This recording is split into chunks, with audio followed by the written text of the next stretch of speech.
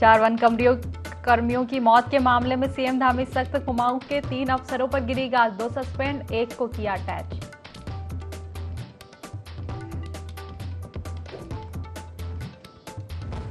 जंगल की आग से झुलसे वन कर्मी को एम्स में दिल्ली भेजा। सीएम धामी के निर्देश के बाद किया गया एयरलिफ्ट। सभी घायलों को हल्द्वानी के सुशीला तिवारी अस्पताल में कराया गया भर्ती।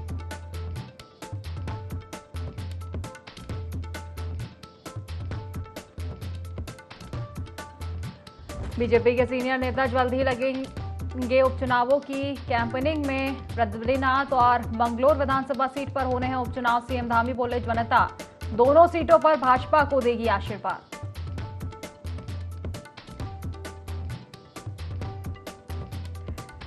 उद्यान घोटाले में सीबीआई का बड़ा एक्शन। मामले में 15 आरोपियों को किया नामजद। पूर्व निदेशक हरमिंदर सिंह बावेजा का बनाया गया मुख्य आरोपी।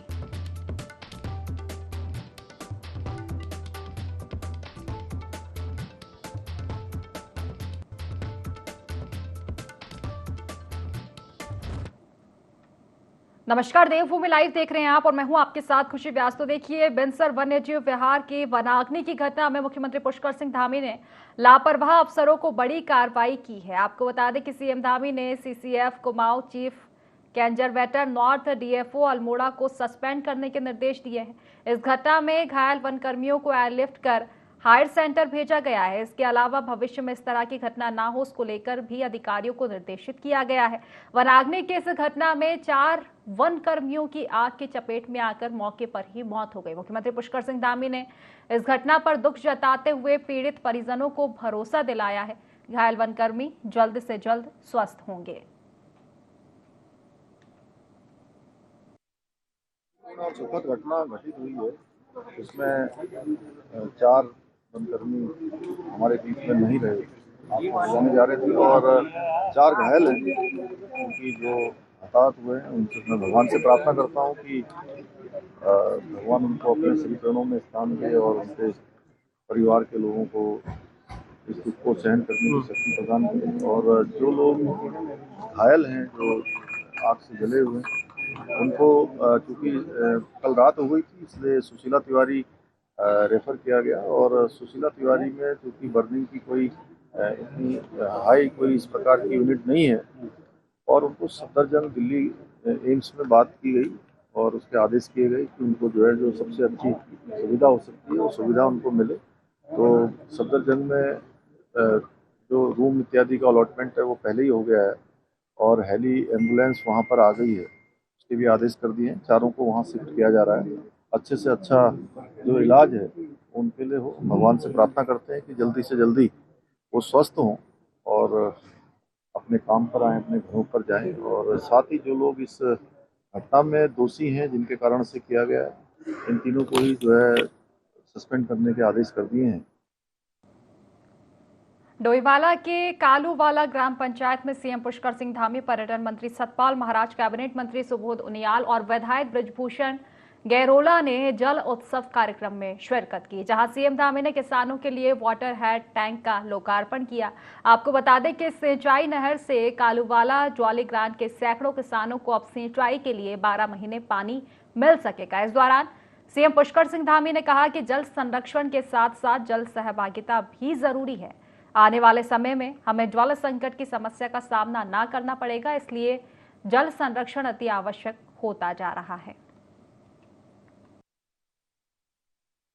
कालूवाला में जो सिंचाई की नहर है, ये बहुत पुरानी मांग थी। यहाँ पर 1900 बीघा जमीन के किसानों को इसका लाभ मिलेगा और आने वाले समय में पानी का कहीं जैसे पानी का रिसाव हो जाता था, बुलें डैमेज होती थी, तो इससे अब काफ़ी सुविधा हो जाएगी। पानी उनको कभी भी पानी का किसी किसान को संकट नहीं होगा। जल का संरक्षण हमारे जो स्रोत हैं, जो पीढ़ी दर पीढ़ी स्रोत चले आ रहे थे, जिनसे हमको जल भी मिलता था, जीवन भी मिलता था, वो धीरे धीरे लगातार कम होते जा रहे हैं। निश्चित रूप से आज यहाँ पर सोंग नदी से जिस प्रकार से चेक डैम बनाकर यहाँ के लगभग 6000 किसान भाइयों को सीधे सीधे उनके खेतों की सिंचाई होने का काम यहाँ से हो रहा है। बरसों के स्रोत थे, आज जो सूख गए हैं, उनको फिर से उन स्रोतों को रिचार्ज किया जाए, तो उस पर काम हो रहा है। बेंसर वन्यजीव विहार में वनाग्नि की चपेट में आकर झुलसे 4 वनकर्मियों को हल्द्वानी स्थित सुशीला तिवारी बेस अस्पताल से मुख्यमंत्री के विशेष निर्देशों पर 2 एयर एम्बुलेंस से दिल्ली एम्स में शिफ्ट किया गया है। आपको बता दें कि अल्मोड़ा के बेंसर वन्यजीव विहार में वनकर्मियों की बोलेरो गाड़ी वनाग्नि की चपेट में आ गई थी। इस हादसे में 4 वनकर्मियों की मौके पर ही मौत हो गई थी, जबकि 4 वनकर्मी झुलस गए थे, जिन्हें एयरलिफ्ट कर हल्द्वानी अस्पताल में भर्ती कराया गया है। शुक्रवार सुबह मुख्यमंत्री पुष्कर सिंह धामी ने इन चारों वन कर्मियों को 2 एयर एम्बुलेंस से दिल्ली एम्स में भर्ती कराया है।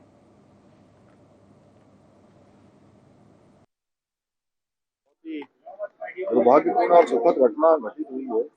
इसमें 4 वनकर्मी हमारे बीच में नहीं रहे, आपको जाने जा रहे थे और 4 घायल हैं। उनकी जो हताहत हुए हैं उनसे मैं भगवान से प्रार्थना करता हूँ कि भगवान उनको अपने श्री चरणों में स्थान दे और उनके परिवार के लोगों को इस दुख को सहन करने की शक्ति प्रदान करें। और जो लोग घायल हैं, जो आग से जले हुए हैं, उनको चूंकि कल रात हो गई थी, इसलिए सुशीला तिवारी रेफर किया गया। और सुशीला तिवारी में चूंकि बर्निंग की कोई इतनी हाई कोई इस प्रकार की यूनिट नहीं है और उनको सफदरजंग दिल्ली एम्स में बात की गई और उसके आदेश किए गए कि उनको जो है जो सबसे अच्छी सुविधा हो सकती है वो सुविधा उनको मिले। तो सफदरजंग में जो रूम इत्यादि का अलॉटमेंट है वो पहले ही हो गया है और हेली एम्बुलेंस वहाँ पर आ गई है, उसके भी आदेश कर दिए हैं। चारों को वहाँ शिफ्ट किया जा रहा है।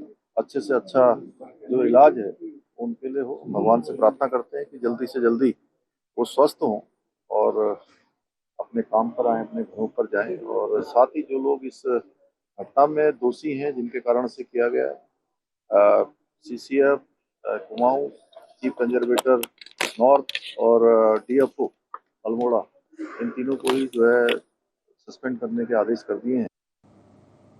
देहरादून के डोईवाला में जल संरक्षण अभियान 2024 के अंतर्गत जलोत्सव कार्यक्रम का आयोजन किया गया, जिसमें सीएम धामी समेत कैबिनेट मंत्री सुबोध उनियाल और सतपाल महाराज ने शिरकत की। कार्यक्रम में मौजूद लोगों को संबोधित करते हुए सीएम धामी ने कहा कि पानी बचाव पर जोर दिया जाए, साथ ही लोगों से भी अपील करते हुए कहा कि पानी की महत्वता को समझते हुए इसके संरक्षण के लिए अपने स्तर पर प्रयास करें।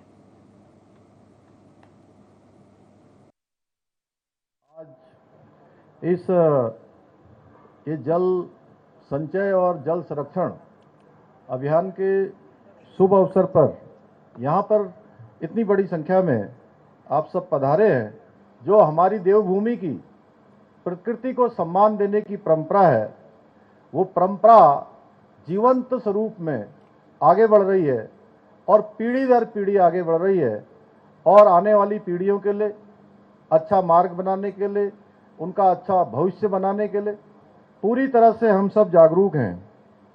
हम जल को देव की संज्ञा देते हैं और नदियों को माँ और देवी मानकर पूजा करते हैं। हमारी ऋषि परंपरा और धार्मिक ग्रंथों में जल को औषधि, अमृत और जीवन का आधार माना गया है। तो ये जल की महिमा है जो हमको जीवन देने का काम करती है। और जो जल संरक्षण है, इसका महत्व हमारे वेद पुराणों में भी बताया गया है। जल को नष्ट न करें, जल का संरक्षण करें, जितना हो सकता है उतना जल का संचय करें।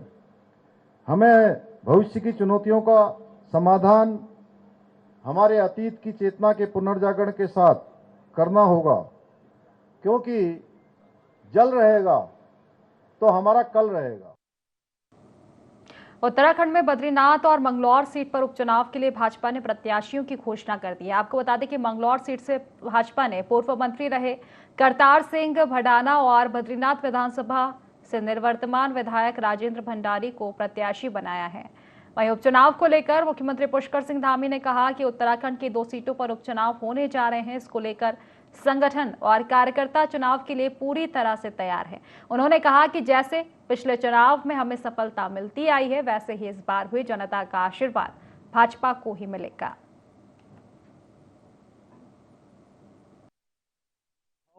हमेशा ही चुनौती होता है, कोई भी चुनाव हो, और ये उपचुनाव है। हम लोग पूरी तरह से दोनों सीटों पर जो है अच्छे तरीके से चुनाव लड़ेगी भारतीय जनता पार्टी पूरी तैयारी के साथ, और हर प्रकार से सारा संगठन हमारे कार्यकर्ता लगेंगे, बूथ के लोग लगेंगे, पन्ना प्रमुख लगेंगे, और हर चुनाव में जैसे हमको सफलता मिलती आई, जनता के आशीर्वाद से इसमें भी सफलता मिलेगी। उत्तराखंड के मुख्यमंत्री पुष्कर सिंह धामी की पत्नी गीता धामी ने चंपावत जिले का दौरा किया, जहां उन्होंने कहा कि उत्तराखंड को देश का सर्वश्रेष्ठ राज्य बनाने के लिए मुख्यमंत्री ने कई जन कल्याणकारी योजनाएं चलाई है और लगातार कार्य कर रहे हैं। मुख्यमंत्री का सपना है कि उत्तराखंड पर्यटन का हब बने, देश ही नहीं विदेशों से भी पर्यटक उत्तराखंड में आए। इसके लिए कई योजनाओं पर कार्य किया जा रहा है, चाहे वह चारधाम यात्रा हो, आदि कैलाश यात्रा हो या मानस खंड कॉरिडोर, इन सब पर काफी तेजी के साथ कार्य हो रहा है। लाखों श्रद्धालु और पर्यटक प्रदेश में आ रहे हैं। साथ ही उन्होंने कहा कि इसके अलावा चंपावत जिले को श्रेष्ठ बनाने के लिए कई कार्य किए जा रहे हैं।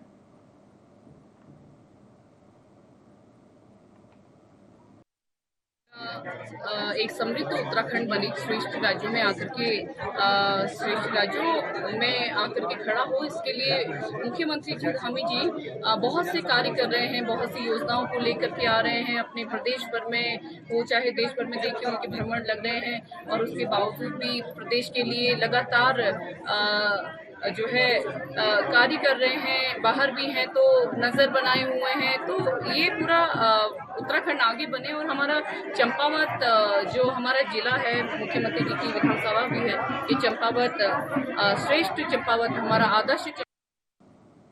मसूरी और आसपास के क्षेत्रों में प्राकृतिक आपदा के तहत भूस्खलन क्षेत्रों का राष्ट्रीय आपदा प्रबंधन की टीम ने निरीक्षण किया और ऐसे क्षेत्रों की सुरक्षा के बारे में जानकारी दी। पहाड़ी क्षेत्रों में बरसात के दौरान कई जगह आपदाएं घटित होती है। इसको लेकर राष्ट्रीय आपदा प्रबंधन की टीम के साथ संबंधित विभागों की टीमों ने भी निरीक्षण किया।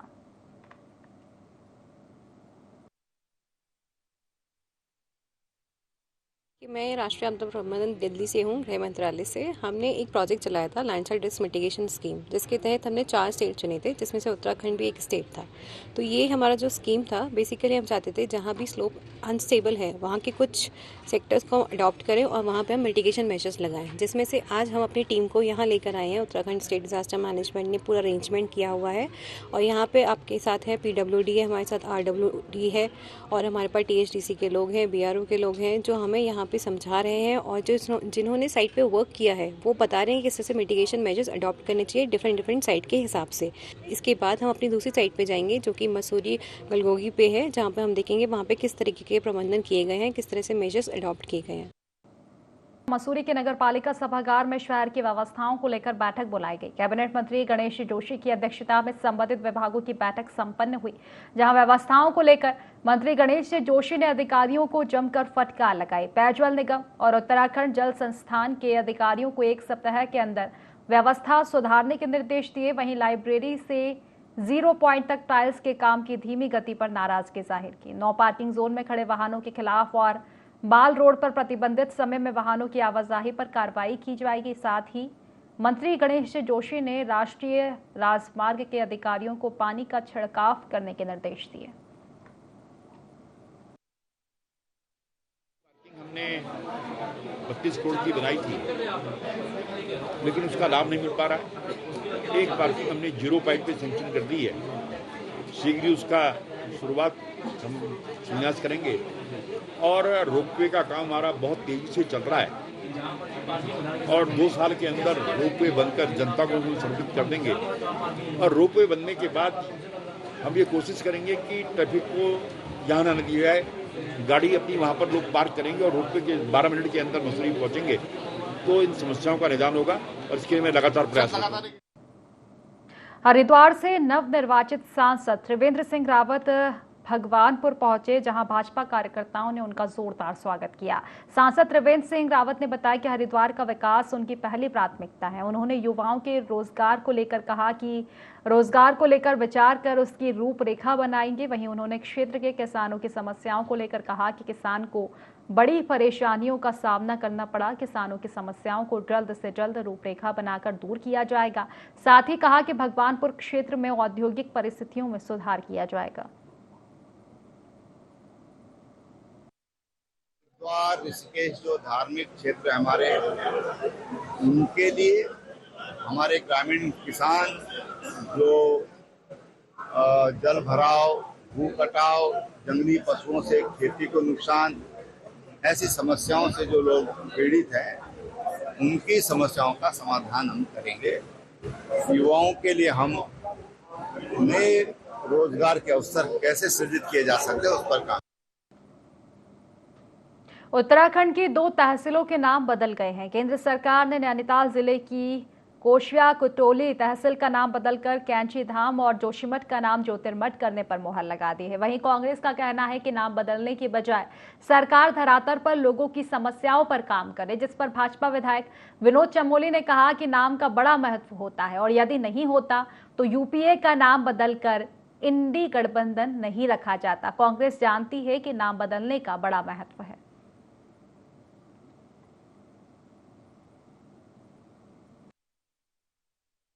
कांग्रेस को नाम का महत्व मालूम नहीं होता तो यूपीए का नाम चेंज नहीं करती। उनको मालूम है कि यूपी के नाम से देश में कांग्रेस को स्वीकार नहीं किया जाएगा, इसलिए गठबंधन का नाम ही इंडी गठबंधन रख दिया गया। तो अगर नाम का महत्व नहीं होता तो शायद कांग्रेस भी ये काम नहीं करती। नाम का अपना महत्व है। जहाँ तक विकास का प्रश्न, हमारी सरकार लगातार विकास के नए आयाम छू रही है और काम चल रहा है, उसमें कहाँ कठिनाई है।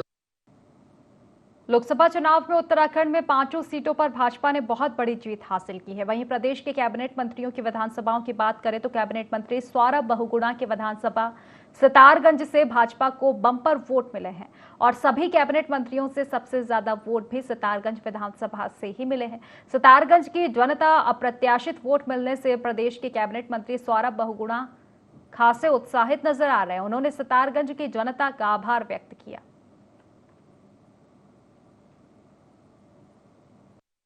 मैं तो सितारगंज की जनता, मैंने हमेशा जब भी किसी भी चुनाव में गया हूँ, 2012 से मैं उनके बीच में लगातार विकास की राजनीति हम लोग कर रहे हैं और मैंने हमेशा हर मन से बात कही है कि वो मेरे लिए कोई राजनीतिक क्षेत्र नहीं है, एक पारिवारिक क्षेत्र है। उन्होंने मेरे पिताजी को बहुत बड़ी वोटों मार्जिन से जिताया था जब वो बाई इलेक्शन लड़े थे 38,000 वोटों से। फिर पहला इलेक्शन जब मैं लड़ा तो कुमाऊँ के सबसे नंबर 1 सीट बन के मुझे जिताया, 28,500 वोट से मैं जीता। फिर दूसरा चुनाव मुझे 22 में फिर जिताया। आज उन्हीं के आशीर्वाद से मैं विधायक भी हूँ, मंत्री के रूप में सेवा भी दे रहा हूँ उत्तराखंड की। तो उनसे मेरा बहुत घनिष्ठ रिश्ता भी है, बहुत प्यार भी है। और जैसे मैंने फिर बोला, उधम सिंह नगर में विपरीत परिस्थितियाँ होने के बाद भी हम लोग ने 32,000 के आसपास वोट से चुनाव जीता है। 4,000 वोट हमारे बढ़े हैं पिछले टाइम से।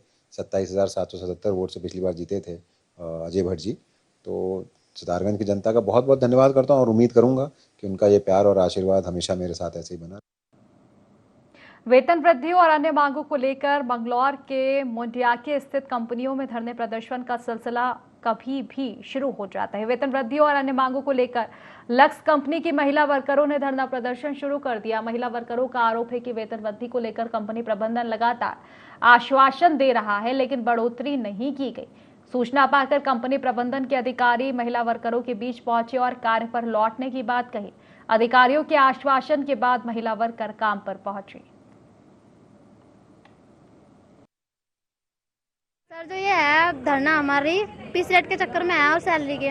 पहले हम पीस रेट पे थे, अब हमारी सैलरी होगी। सैलरी में 12,000 रुपये बोला इन्होंने।